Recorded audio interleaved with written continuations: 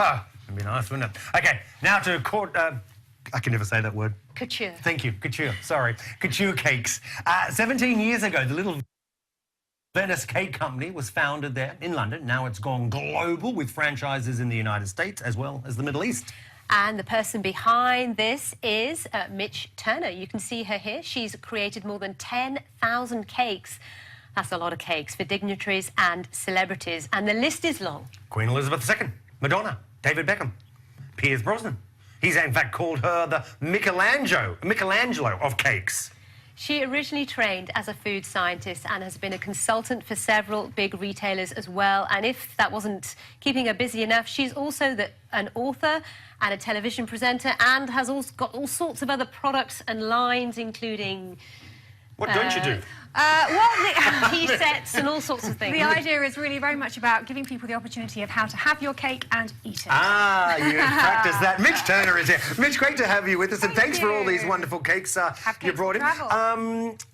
I guess I wonder, how did you become this global company? Did you just love making cakes at home? I did when I was really very, very young, but I qualified as a food scientist, and I worked as a buyer at Harvey Nichols in their bakery and patisserie department, whilst I really fueled my love of cakes. But it's very much from a scientific point of view, so I understand what's happening when I'm baking to ensure that I use that technology or biochemistry to be able to produce amazing cakes of breathtaking beauty. But how do you leap from that idea, that passion, that desire, to making cakes for the Queen? I mean, how do you make that journey? Sure, it's not something that happens overnight, and it comes with, a huge amount of dedication of knowing where you want to be and having these, taking those steps to ensure that you reach that. But it's got to be about connections as well, It is. Well, it's making sure that you have a fantastic product, first and foremost, and a real ensuring that we always strive to have that, complete, bespoke detail, intricate hand craftsmanship with totally indulgent cakes, so that everything stands shoulder to shoulder in terms of the experience you have.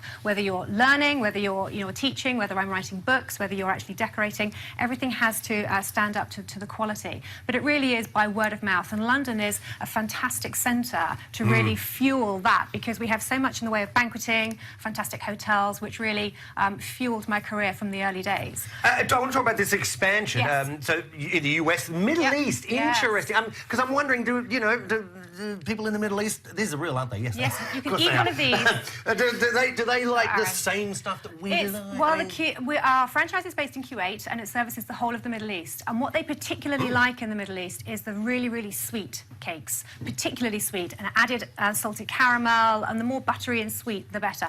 But they like them really small size. Not like the Americans, where it tends to be sort of value for money, and the bigger the better. Yeah. In Kuwait, it's all about very dainty and delicate. What's it like in business down there? Well, as a woman too, in the Middle East. And it's an interesting question, because it's how I felt when I first went there.